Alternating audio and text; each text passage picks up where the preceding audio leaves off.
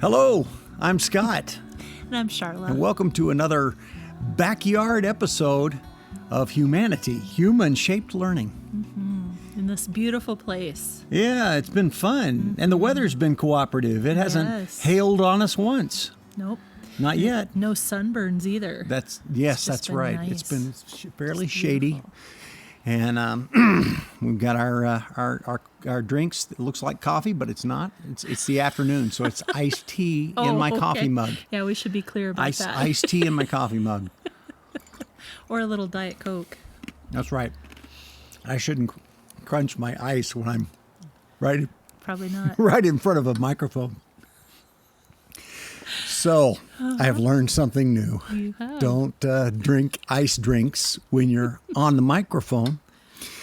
This is my episode, you know. Yes. Yeah. I'm excited. I am too. It's SelfCare. I'm a big proponent of self-care, and of course realizing that any kind of care for anybody else has to begin with self-care. You know, if you're not taking care of yourself, then you're not in a good position to help take care of anybody else. So anyway, we're going to talk about some things having to do with that. And you know how we always start with a third thing, which is like a poem or a photograph or a piece of art or in this case, a song. I'm so excited. Yeah, I am too. Scott has written like 330, 40. Yeah, no, that's good. 330. That's probably somewhere in there. 330 songs. Yeah, that's part of my self-care, but that's not really what this is about. It's not about songwriting, although we're going to have a song for a third thing. And this is not just any song. Okay. This song is the music you've been listening to and you didn't even know the story behind the song. Yeah, it's that intro music and the music at the end, and then there's a little background vocal that says, "Ooh, silent time," like that. Sounds better than that. I'm not trying right now, okay? Anyway, we're actually going to listen to the song. Awesome. Because the song came out of, I wrote it during one of the retreats that we facilitated. A lot of times during our retreat times, we have a stretch of time. Sometimes we call it a conversation with solitude, a conversation with silence. This was one of the times when I was in silent time, and I wrote a song called Silent Time, surprise. And but I was meditating on this idea of silence and what it does for us. So that's what the song's about. We're gonna listen to the song, and we're going to take a look at the lyrics and talk just a little bit about some of those ideas, chitty chat some of that out a little bit, because our self-care focus is on silence, the importance of silence and finding that silent time. And so anyway, we're going to take a look at this song, listen to it, talk a little bit about it, and then we've got an article to look at as well. So we'll go ahead and get started, though, and we'll just play that song, the recording of the song. I'm not going to play it live. Didn't come prepared for that. But we'll... that would be cool sometime. Bring your guitar. We'll do live. I'll bring my harmonica. I'll bring my melodica. You should bring your melodica. That's right. That's or my tuba. Or your tuba. You should ask her about tuba lessons. I should. So, anyhow, we'll listen to Silent Time. It came from my 2017 album called Refuge. And we'll listen to that and then talk a little bit about it once we've listened to it.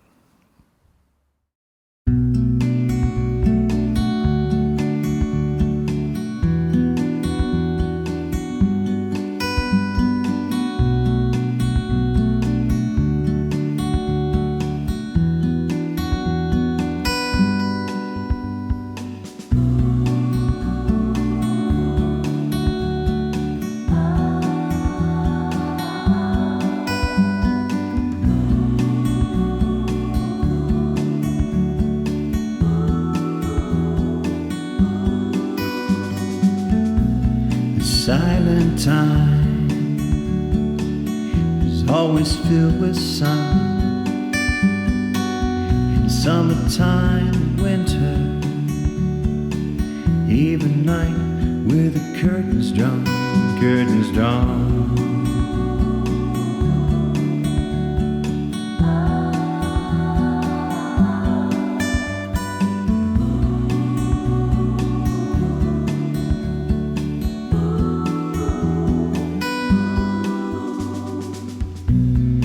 I have dreams, such dreams of massive cities, complicated landscapes, where friends and enemies and strangers live and die, are born again in silence. Silent time, silence. Silent time. This song is mostly made of silence between the notes. This song is mostly made of space between the words. This song is mostly made of breath between the lips. This song is mostly made of rests beneath the beats. Silence. Silent time. Silence. Silent time. Silence. Silent time. Silence. Silent time. People, the places, and the props, the faces, elements and atoms, knots and fathoms, substance and conception, fabric and confection. This is that, and that is so important. Silence. Silence. Silence. Silent time. Silence.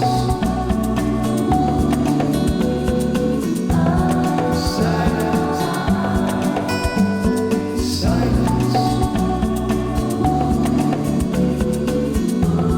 Silent time.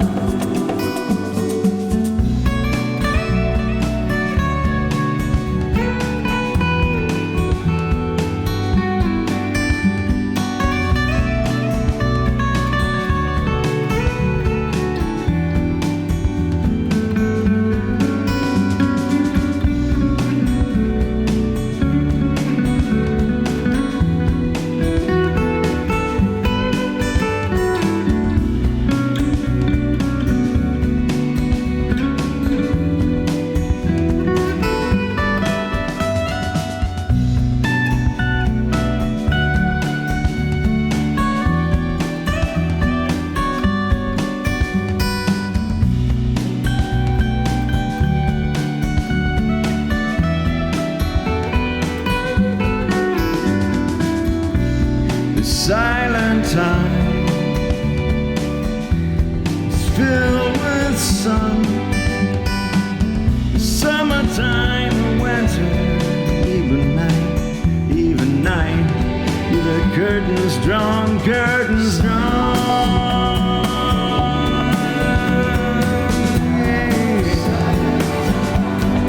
Silent time. Silent.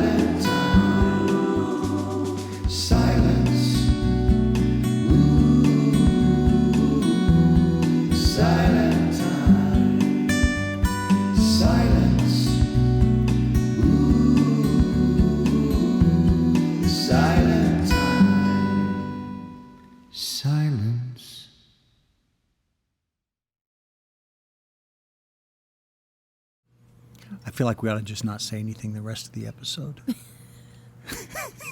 See how long people hang in there with us. Silence. Just be silent. Just give you a long stretch of silence.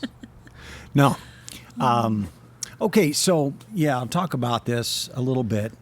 I think when I wrote it, I was thinking first of all about how silence surrounds and bathes everything. I mean, the irony is writing a song, which is noise, about silence, rather than just being silent about silence. But the value of silence is that it's the placeholder for everything else that happens. And I think that's with sound, like with music, like the silence between the notes, space between the words, breath between the lips, rests beneath the beats. But also in our lives, I think those moments of silence, and I'm not just talking about sound silence, but I'm talking about quieting our minds, quieting all the ongoing stuff. That is part of what holds the other activity things in place in a good way, in a balanced way, It makes everything else sort of possible when you think about it. The space. I was struck by that line about, you just mentioned it, about silence between the notes. I was thinking about people who don't use a lot of words and how when they do, you just tend to really listen. My husband's kind of one of those people that is kind of a man of few words, but when he decides to talk, I really want to hear what he has to say, because he's thought about it. He's thought it through. And I just think that was a reminder to me of the importance of being in silence for myself, but also when I'm with someone else, that there is time of silence too, and that only the words and the notes are said when needed. Right. Not just to fill the space. Exactly. And, in addition to that, when I think about what silence does, and this is the other piece of the song, at the beginning it says that silent time's always filled with sun, no matter what the season is, or even if it's dark. I think of sun. I think of sun as the light of imagination, meaning, all those things, knowledge, understanding, things like that. But I think of all the reflective work, all the things that occur for me that grow out of silence. Literally when we go to sleep, the dreams that we have are incredibly important, I think. That's our brain needs to do that. And it does that in silence.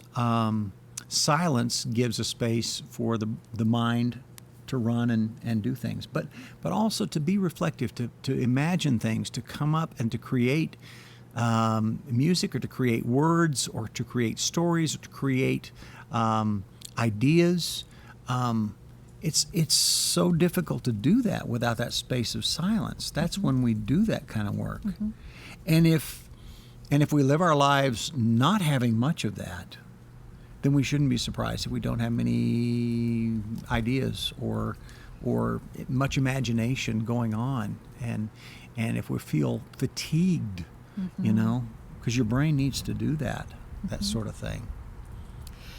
Not to go religious on this, but I can remember a time that we were doing a retreat, and we had just finished the it's like a Winnie the Pooh day. Wow, it is. It's blustery. Blustery. We had just finished the dialogue with silence. Yeah. And we were sharing out a little bit about it. And one of the participants in the retreat said, as I was sitting in silence and trying to have this dialogue with silence, I discovered something. And I discovered that silence is the voice of God. Yeah. And that has hung with me. No matter what your thoughts are about God or a creator, that makes so much sense to me, that it's in those silent moments that we can hear. Every tradition has that. The most enlightening and spiritual experiences happened quite often growing out of silence, out of spending that time being on my own. And that is a real strong history with education itself, you know, having those times of as a scholar, as a learner, to go into some level of isolation and silence, and to give some time to meditating, to reading, to being quiet, to being in nature. You know, being out here is one of those silent times for me when I can step into the woods and just be quiet. I have a question for you. Sure. I'm going to put you on the spot. Yeah, great. In the course of an average day for you, Yeah. how much silence is there when you think about? This is something I am challenged by, so I'm just curious how you deal with this. It varies from day to day. Yeah, a lot. definitely. I just think on an average day, like silence meaning no electronics, no screens, no music going. Truly just, not that it has to be silent, but that there's nothing that you are actively putting into the space, I guess. It's difficult. It's difficult to get to that, you know.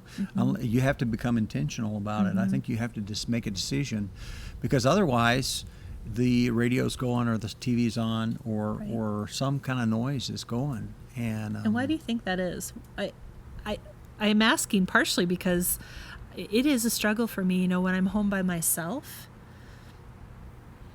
Why not just sit with nothing going? I think a lot of people are frightened by silence. I mean, we found that during our retreats. We've had retreats, and when we've invited people to go into a time of silence, it's been the scariest thing in the world. Scarier than meeting monsters. I mean, having to be by myself, quiet, and listen to my own brain. And I think it's because we're out of practice. I think because we live in a noisy world. And if we live in a noisy world, I guarantee our students live in a noisy world. So getting to the self-care element of this, I think is this huge thing for me as a teacher, for me as a human being. It's also, if I am an educator, a huge gift for me to give my students by creating opportunities for there to be silence, for them to begin experiencing that, and experiencing it not as a negative thing. Oh, nothing's going on, you know, but as a time for us to meditate, to listen, to create mentally. To visualize, you know, whatever it is, and that doesn't have to be weird New Age hokey pokey stuff. You know, we're just talking about one of the key things that is to be a human is being, I think, the combination of in nature and in silence, other than the noise of the sounds of nature. That's one of the things that keeps us grounded and rooted in being human beings from this particular planet. You know, I find it's harder to feel anxious and depressed when I'm outside in nature, and especially if I'm in nature in silence. Well, that's probably another episode that we need to go into, the whole nature aspect of self-care, because I know there's lots and lots of research around that. Yes. But nature helps with the silence piece, because it I mean, I've walked through nature with music on, and you know, I guess as a musician, I would have to say that there's silence, which is wonderful, and there's music, which is also wonderful. Yeah. But it takes both, and there's something wonderful, and there's no agenda in silence, you know. There's no agenda at all in silence. It's just welcoming, and you can do with it what you will as you find yourself in it. So you like to play devil's advocate. Sure. Yeah. I'll you do should that do for that. a moment. What if you're a person that has so much maybe trauma or history in your life that silence is when those things show their face? What do you do about that? I think you can be intentional about your silence. One of the things that we've done, like with the dialogue with silence, which is an activity that we've done in our retreats, there's a little conversation starter where you mentally ask questions. And I think that's one thing that you can do is be intentional about and rather than just, I think there's a time when you just open yourself up to the silent universe and see what happens. That's great. If that's a problem for you, then be intentional. Ask some questions. Go into it with an image in mind that you're going to explore in your mind, as you're silent. Or if the total silence is problematic, put on some soft music. Or put on a noise. I know some people can't sleep without the noise of a fan going, white noise. I know a lot of people, but that's do the things that are helpful to you, I think, and don't, if it's a frightening thing, then look for the ways that the familiar things that can help you move into it, Well, I'd like to share a little bit from an article. We'll put the article up there on the screen for you.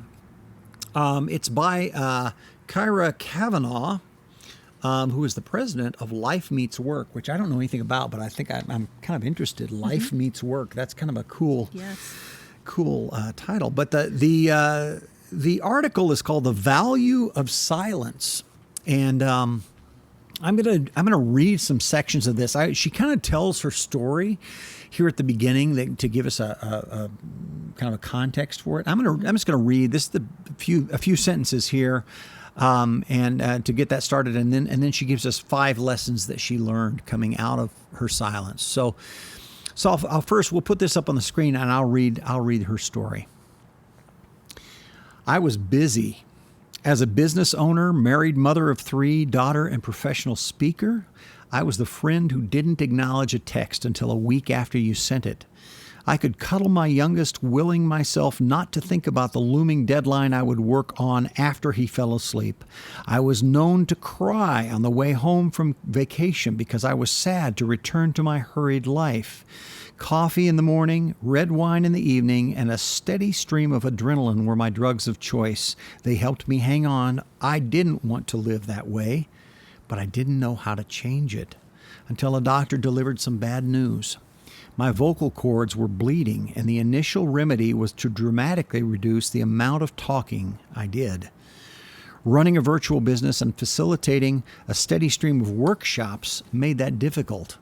I tried, but 5 weeks later the news was worse. I needed surgery, and to make a full recovery, I would have to be silent for 3 weeks.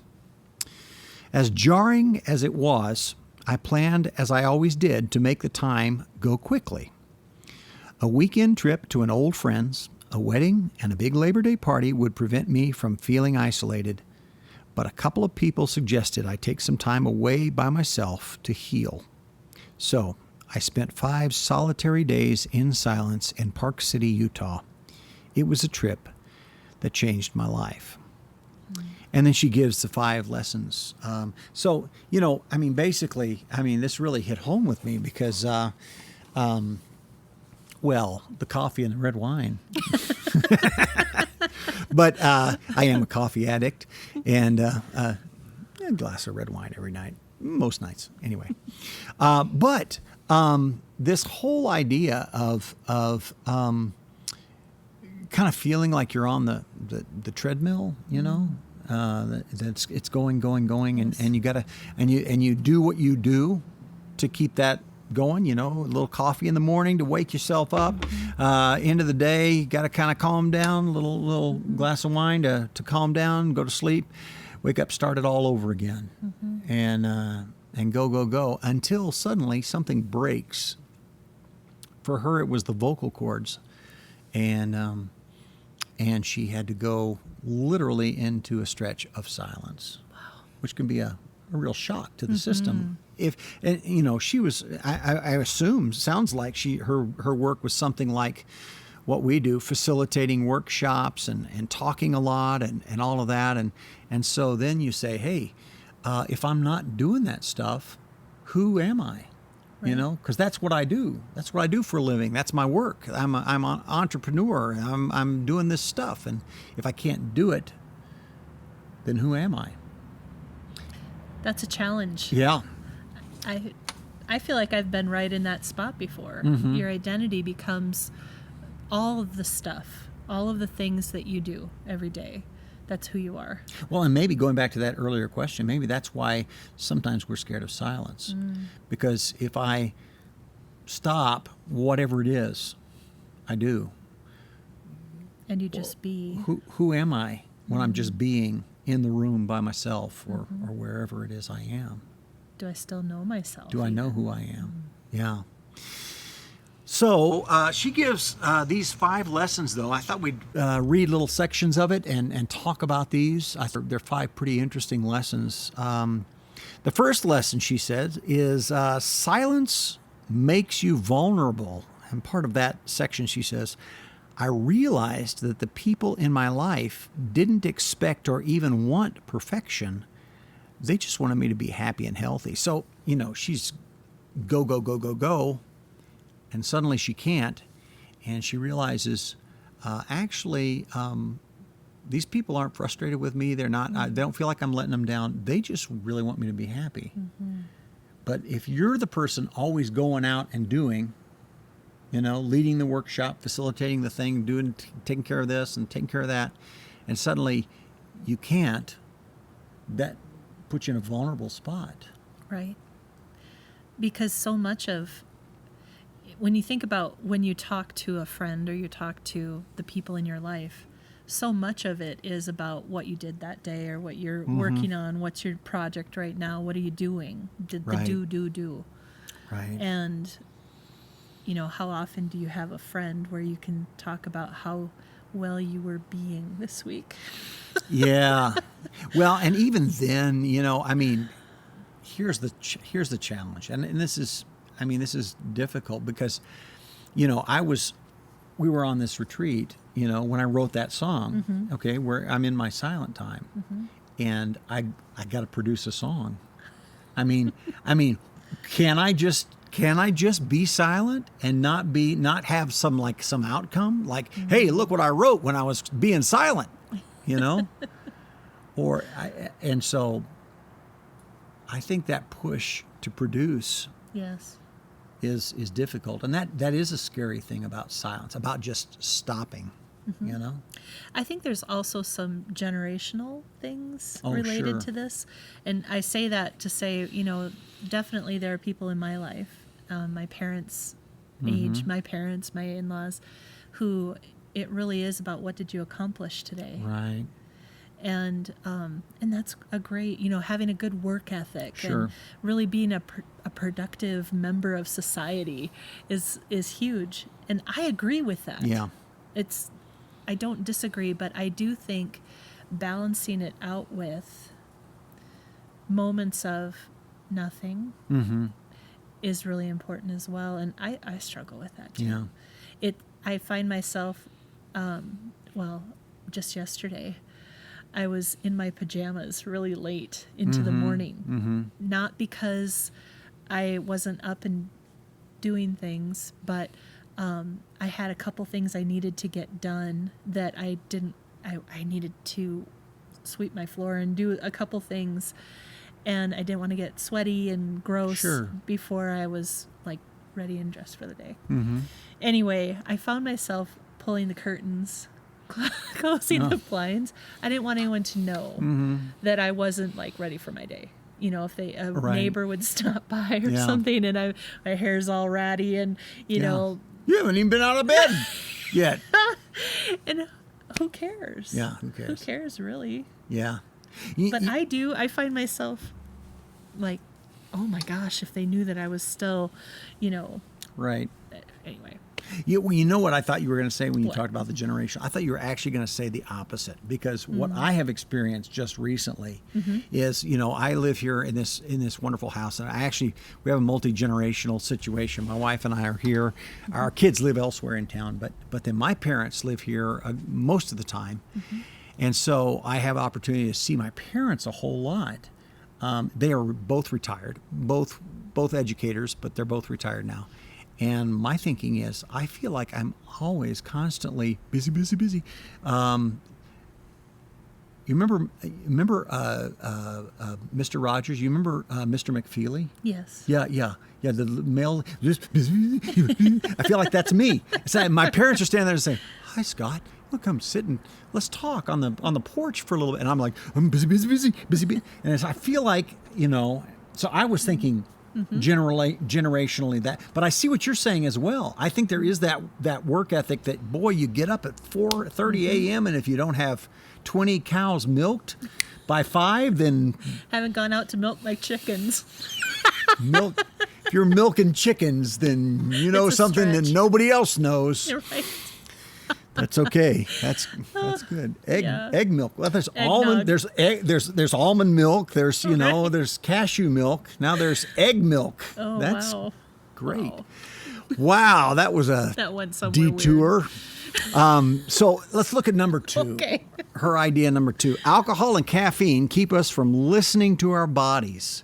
She says without them, without talking, suddenly came observations of others, of social dynamics, of my own body. When you listen to yourself, you can act in ways that are healing and self-sustaining. So, I mean, there's these substances, and I'm not coming down on caffeine and alcohol. I'm not coming down on that. But I think being aware of that and being aware of how noise as well puts me out of connection with my body and with what's going on. I need that silence. I need that clarity to get perspective and to be reflective on some of those important things.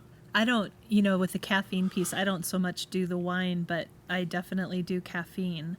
And I can tell, you go for a day and you don't have it, I get a headache. Yeah. You don't realize how much it impacts you. Your body is expecting it. Yeah. And it's hard to listen if you're just constantly on this state of a little bit of a Right. buzz going because Right. You have your coffee or your tea or your Diet Coke going. Yeah. And and I'm an advocate of moderation. I mean, I think if someone decides not to drink coffee at all, not to get any caffeine, not to drink alcohol, I think that's great. More power to you. That's fantastic.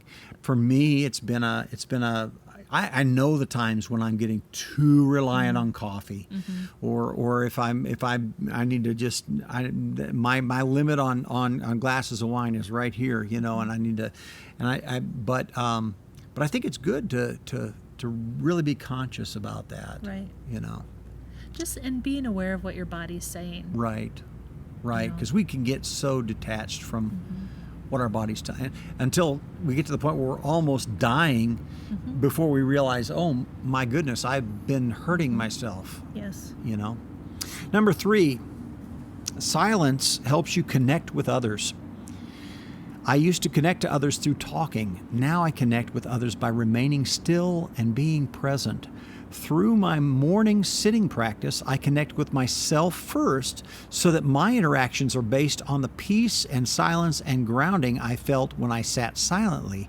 That silence stays with me throughout the day.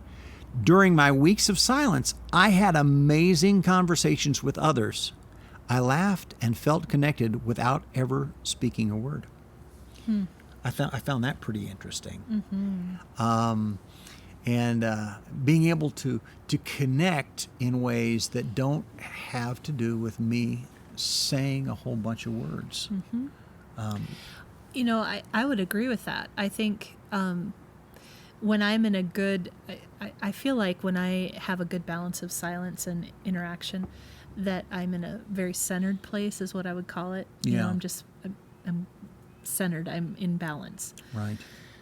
And when I'm in that place and I am with other people, the things that they are saying are connecting into what I've been thinking about deeply. It's like they connect with it, and I don't need to say something. It's like I'm sort of absorbing, and it also gives the other person space to have their time to talk. You know, they may not be in a place of needing silence. They might need somebody to be listening. You know, I think of, we both have grown children. You know, so often they don't need an answer from us. They need to go off about something for a while. Right. And know that this person is really hearing them. Right. And so being in that place where you can be silent with them. Yeah. And just let them be too. And that's a skill that you have to practice, because, and we've talked about this in retreat, you know, our tendency to want to fix a situation or fix somebody, that pushes me to giving a bunch of advice or talking a bunch or telling you a story that's, you know, and sometimes that's okay, but if I can hold back on that and say, I'm just going to listen, I'm just going to listen and be present for this person, it's a hugely powerful thing for the other person and for me as well. There's that quote, I can't remember who said it, but about only use words if it improves upon the silence. Oh, yeah. I like that. Yeah. I like that idea that, you know, sometimes a word isn't needed at all. Right. Number 4, noise and busyness or distractions. She says, succumbing to others' schedules and demands wears us down and keeps us from remembering who we are.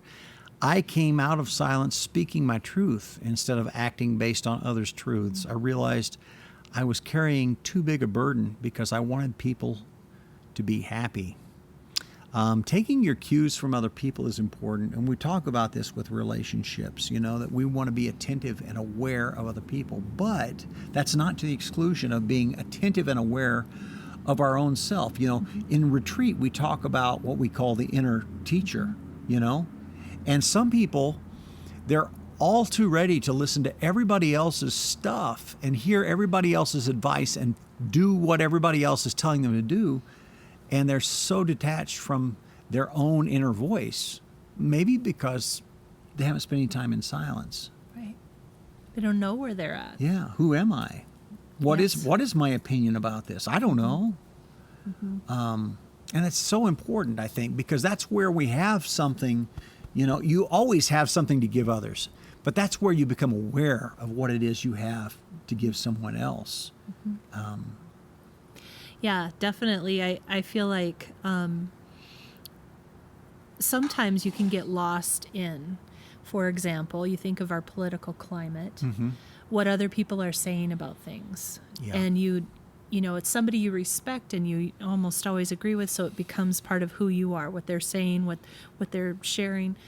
And then when you stop and you really start to think about it yourself, you realize, you know, actually, I think I feel a little bit differently about that. Or, you know, and taking the time to know yourself better is only helps yourself and the people around you. Right. For you to be clear.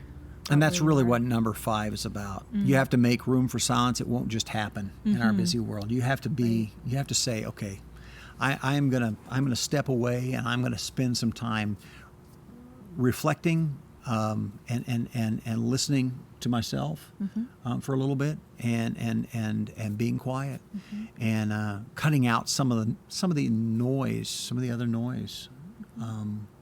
Doesn't just happen automatically. We live in a noisy world. It's gonna keep bombarding you until you say, "Hey, I'm gonna take some time," and give my students some time too. If that's your setting, you know, give the people around me some time. I think making space for it specifically, you know, a time during your day, like maybe it's those moments as you first wake in the morning, or those moments as you're drifting off to sleep at night. Sometimes we even fill those moments with noise. You know, maybe we leave the TV on as we're falling asleep, or you wake up and the first thing you do is grab your phone to see if you have any messages, or what if you just take that time to be? Yeah. You know, even those small moments, having that built into your day where it becomes your habit, can make a huge difference in the rest of your day. Yeah. Well, so do you have a quote for us? I do. That's great. I chose one, and this one happens to be by one of my favorite poets, writers, Rumi. Oh, awesome. So I'll put that on the screen here. I love this. It's very short. The quieter you become, the more you are able to hear. By Rumi. And it got me thinking about what happens when I become quiet. Suddenly, there are things that come to mind for me that I don't think about any other time. Yeah. When those insights come, those discoveries. And it just got me thinking about how those are really gifts to me when I, maybe I'm out on a walk or something, and when I'm not going over everything of the day in my head, if I just let my mind settle, thoughts come that are beautiful. They're gifts. I mean, sometimes it's hard too. I mean, there's hard stuff that comes up, but so often it'll be a thought about a person or part of one of my family members or something, or something that's coming up that I'm going to do, or maybe something from a long time ago. Yeah. Sitting with my grandma. Yeah. Those moments that come to mind that bring joy. That's great. Wow. Well, thank you for that. Yeah. Well, I hope you have some time to find some silence. Yeah, And me too. yeah, and really intentionally sink down into some of that, and just to find that space to be reflective and to be quiet for a bit. It's a gift. Definitely. All right. Well, we'll see you in the next episode. We may be somewhere else. Maybe we'll be at Sharla's house. Ooh, That'll be fun. I better get some cleaning done. Yeah. Bye-bye. Bye.